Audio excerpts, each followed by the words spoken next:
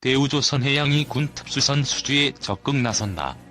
군함, 잠수정 등 군 특수선에 대한 기술적 노하우와 인력이 상당한 대우조선은 올해 상선 일변도를 탈피, 원조 상선 다양화를 위해 특수선을 키우겠다는 전략을 세운 것으로 알려졌다. 23일 조선업계에 따르면 대우조선은 인도 국방위원회가 발주한 약 7조 원 규모의 잠수함 건조 입찰에 나설 계획이다. 총 6척 규모의 이번 인도 잠수함 입찰은 인도 국방위가 참여 의사를 밝힌 각국 조선사에 입찰 제안 요청서를 정식 발송하면서 닻을 올리게 된다. 독일, 러시아, 스페인 등의 조선사들이 이번 입찰 참여를 예고한 가운데 대우조선은 현지 건조 경험을 앞세워 승기를 잡을 수 있다는 판단이다. 인도 국방위는 입찰 조건으로 인도 조선소와 협력해 일부 건조 작업을 현지에서 진행할 것을 내세웠다. 군 잠수함 작업은 기밀 유지가 생명인 만큼 현지 건조를 필요로 하는 경우가 많다. 대우조선은 이번 입찰 참여사 중 유일하게 2011년 현지에서 잠수함을 건조한 경험을 보유하고 있다. 영국 국방부가 발주한 2조 원 규모의 항모 지원함 입찰도 대우조선이 노리고 있는 사업이다. 당초 2018년 한 차례 입찰이 이루어졌지만 인해 국방 예산이 삭감되면서 사업비 절감을 위해 영국 정부가 재입찰에 나선 상태다. 다만 현지 조선 사업보호 명분이 거센 터라 대우조선은 현지 상황을 예의주시하며 입찰에 나설 계획이다. 여기에다 우리나라 방위사업청이 발주한 약 7조 원 규모의 한국형 차기 구축함 사업도 대우조선이 주목하는 사업이다. 대우조선과 한지붕 두 가족 격인 현대중공업도 출사표를 던진 상태이나 총 6척의 KDDX 건조가 예정된 만큼 한 척당 최소 1조 원을 확보할 수 있다는 점에서 대우조선도 사활을 걸었다. 오는 10월 기본 설계를 담당할 회사가 결정된다. 대우조선은 해군이 주도한 이지스 구축함 프로젝트인 KDX-123의 수주를 모두 따낸 전력을 앞세우고 있다. 40여 척의 함정을 건조한 경험을 바탕으로 미국 주무할등급에 준하는 선수 디자인과 4차 산업혁명 기반 스마트 기술을 대거 탑재한 스마트 함정을 만들겠다는 전략이다. 현대중공업은 우리나라 최초의 이지스함인 세종대왕함을 비롯해 80여 척의 국내 최다 함정 건조 경험을 경쟁력으로 내세우고 있다. 기술적 우위는 대우조선이 현대중공업보다 다소 앞선다는 게 업계 평가다. 대우조선의 함정 설계 기술 전문 인력은 500명가량으로 현대중공업보다 많다. 두 조선사의 직원 수가 대우조선은 9천여 명, 현대중공업은 1만 3천여 명인 점을 고려하면 대우조선이 상대적으로 특수선에 들이는 공이 크다고 볼 수 있다. 업계 관계자는 특수선은 건조기간이 길지만 한 척당 건조 가격도 조 단위라서 고부가가치 선박인 LNG 운반선의 5배 수준에 달한다면서 각국 정부가 발주하는 만큼 최종 선박 인도 거부 우려도 없어 특수선 기술 노하우가 많은 대우조선 입장에서는 사활을 걸 만하다고 전했다. 인도 해군 잠수함 전력 강화 핵잠수함 6척 등 24척 건조. 인도 해군이 핵잠수함 6척을 신규 건조하는 등 잠수함 전력 증강에 박차를 가할 계획이다. 인도 ANI 통신과 신화통신은 인도의회 국방상임위원회 보고서를 인용해 해군이 공격형 핵잠수함 6척을 포함해 총 24척의 잠수함을 추가로 건조하기로 했다고 29일 보도했다. 해군은 상임위에 현재 재래식 디젤 엔진으로 가동되는 15척의 잠수함과 2척의 핵잠수함을 보유하고 있다며 수중 전력 보강이 필요하다고 보고했다. 재래식 잠수함 전력은 러시아산 킬로급, 독일산 HDW급, 프랑스산 스코르펜급 등으로 구성됐다. 핵잠수함은 러시아에서 임차한 차크라이와 자체 기술로 건조한 아리안트를 운영하고 있다. 인도는 미국, 러시아, 영국, 프랑스, 중국에 이어 6번째로 핵잠수함을 자체 개발하는 데 성공한 나라다. 하지만 잠수함 대부분이 상당히 낡은 상태다. 해군은 보고서에서 재래식 잠수함의 상당수가 건조된 지 25년 이상 됐다고 밝혔다. 이어 지난 15년간 새롭게 건조된 재래식 잠수함은 스코르펜급 등 2척에 불과하다고 덧붙였다. 해군은 새 잠수함 건조와 함께 러시아에서 빌린 차크라1을 신형으로 대체 임차하는 작업도 추진 중이다. 현재 인도는 앞마당이라고 할 수 있는 인도양의 패권을 놓고 중국과 신경전을 펼치고 있다. 중국은 지난 몇 년간 각종 군함 현대화 등을 통해 인도양에 적극적으로 진출하고 있다. 2013년 처음으로 핵잠수함을 인도양에 파견했고 2017년에는 스리랑카 한반도타 항구 운영권을 99년간 확보하는 등 인도양 곳곳에 거점을 마련했다. 한국 해군 항공모함 핵잠수함 시대 열린다.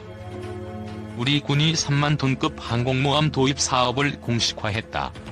20여 대의 수직이 착륙 전투기 등을 탑재해 2033년 작전에 투입한다는 구상이다. 또 4,000톤급 잠수함 건조 계획도 처음 공개했다. 이 잠수함은 원자력 추진 체계와 잠수함 발사탄도 미사일을 탑재할 가능성이 높다. 이들 전력은 말 그대로 대양 해군으로 도약하기 위한 무기체계다. 특히 주변국 위협에 주도적으로 대응하면서 한미 전시작전 통제권 전환에 대응한 것으로 분석된다. 국방부는 2021에서 2025 국방중기 계획을 통해 중국과 일본 등 주변국들의 해군력 강화에 발맞춰 바다 위 군사기지 역할을 수행할 수 있는 항공모함을 보유할 것이라고 밝혔다. 이번 항공모함의 총획득 비용은 3조 1천억 원, 연간 운영 유지 비용은 2천억 원 수준으로 추산된다. 순수 함정 외에도 공격 헬기 24대 이상, 기동 헬기 12대 이상, 수직이 착륙 전투기 16대 이상 등이 탑재될 예정이다. 사실상 상륙함 겸 항공모함의 기능을 수행하는 함정이다. 미국의 아메리카급 강습 상륙함과 외형이 유사할 것으로 관측된다. 현존하는 전투기 기종 중 이 같은 경항모에 뜨고 내릴 수 있는 기종은 F-35B가 유일하다. 군 당국은 미 록히드 마틴이 제작한 해병대용 F-35B 스텔스 전투기 20여 대를 도입하는 방안을 검토하고 있다. 항모 필요성부터 절차 문제도 논란. 하지만 이번 경항모 사업에 대한 논란이 일고 있다. 김종대 전 의원은 경항공모함과 F-35B 도입에 앞서 반드시 따져야 할 문제는 중심이 짧은 한반도에서 군사적 합리성이 있느냐라면서 집 앞 100m 떨어진 편의점 가면서 콜택시를 불러서 가지 않듯이 지리적으로 가까운 북한을 염두에 두고 경항모를 도입한다는 건 상식 밖의 일이라고 지적했다. 한군 관계자는 중국의 경우 6만 7천 톤의 산등함까지 운영하고 있는데 활주 길이를 300m 이상 구현해 통상 이착륙 전투기를 운영 가능케 했다면서 항공모함이 가진 전쟁 억제 기능과 분쟁 해역에 대한 제공권 확보 등의 전술적 이점을 극대화하기 위해선 중형 항모급 능력을 갖춰야 한다고 했다. 중국은 2040년까지 6척의 항모를 배치할 계획이다. 일본은 기존 대형 함정 2척을 경항모로 개조할 것으로 알려졌다. 신종우 한국 국방안보 포럼 전문연구위원은 3만 톤급의 20대 함재기로는 주변국의 위협에 대응할 수가 없다면서 북한의 위협을 감안하면 공군 전투기, 보강과 원자력 추진 잠수함 등의 비대칭 전력 확보가 우선해야 한다고 강조했다. 절차상 문제도 지적된다. 이번 경항모 사업은 얼마 전까지 다목적 대형 수송함 II 사업이었지만 돌연 경항모 사업으로 탈바꿈했다. 군 전력 소요를 결정하는 합동참모본부의 재검토 과정도 거치지 않았다. 이렇다 보니 함재기인 F-35B 도입도 절차를 건너뛰고 진행되는 모양새다. 노후 전투기 대체를 고려해 기존 F-35E 40대에 더해 20대를 더 도입하기로 한 공군 차세대 전투기 2차 사업도 어색해졌다. 해군이 전투기를 운영할 능력이 없어 공군의 도움을 받아야 하는데 어떻게 할 것인가에 대한 말들도 많다. 이와 함께 국방부는 4,000톤급 잠수함 건조 계획도 밝혔다. 덩치가 커지는 만큼 잠수함 발사 탄도미사일 등 무장 능력뿐만 아니라 잠항 능력도 대폭 강화될 것으로 예상된다. 특히 4,000톤급 잠수함은 기존의 디젤 엔진이 아닌 원자력 엔진이 탑재될 가능성도 제기된다. 원자력 추진 잠수함 도입은 문재인 대통령의 공약이기도 하다. 후보 시절인 2017년 4월 필요성을 언급했다. 대통령 취임 첫 회의는 도널드 트럼프 미국 대통령과의 정상회담에서 한국의 원자력 추진 잠수함 보유를 설득한 것으로 알려졌다. 한국은 미국과의 원자력 협정에 따라 우라늄을 20%까지 농축해 핵연료를 조달할 수 있다. 평화적 이용이라는 단서가 있어 이를 잠수함에 사용 가능하도록 협정이 개정돼야 한다.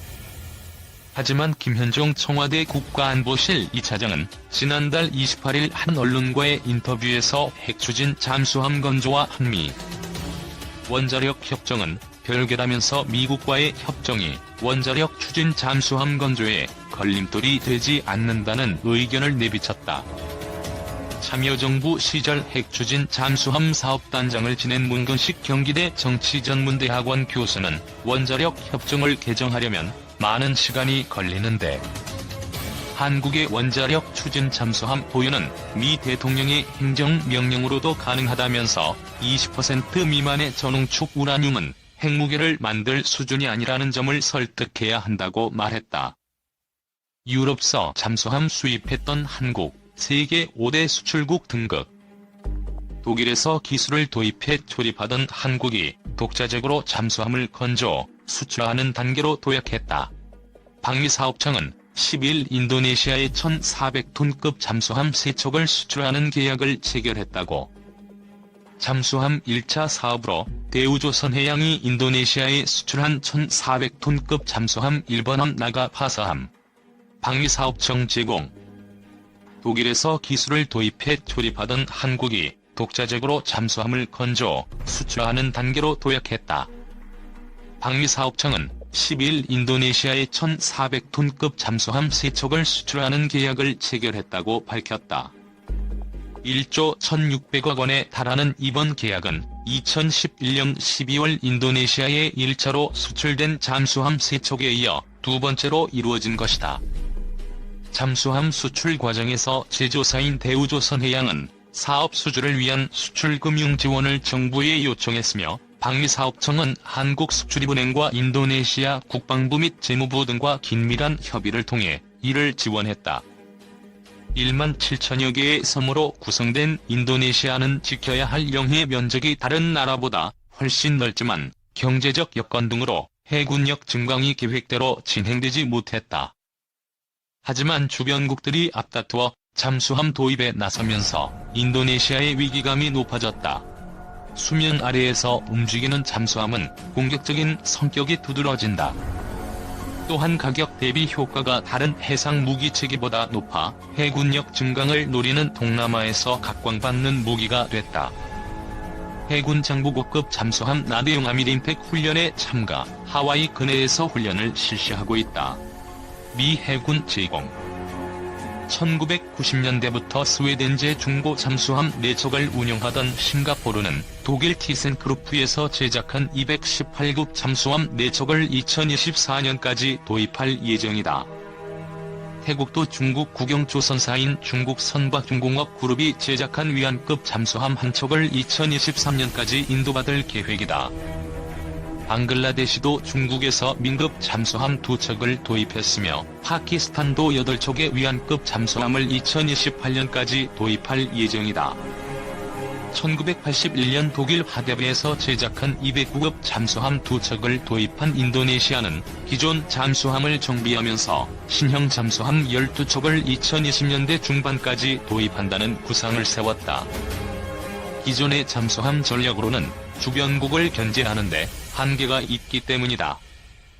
인도네시아의 이 같은 사정을 간파한 대우조선해양은 적극적인 행보에 나섰다. 대우조선해양은 209급 잠수함의 국내 생산형인 장보고급 8척을 건조했지만 2000년 선원 1급 잠수함 건조에 현대중공업이 참여하면서 물량이 감소하자 잠수함 생산 기반 유지를 위해 수출을 추진하고 있었다. 이를 위해 대우조선해양은 인도네시아의 209급 잠수함 성능 개량을 진행했다. 수출 실적이 없는 상황에서 잠수함 관련 기술적 신뢰성을 인도네시아 해군에 확인시키기 위해서였다. 이에 따라 2004년 카크라, 2009년 난갈라함에 대한 대규모 현대화 계약이 체결됐다. 대우조선해양은 선체를 절단하고 장비를 분해 및 정비하는 한편 전투 체계와 레이더,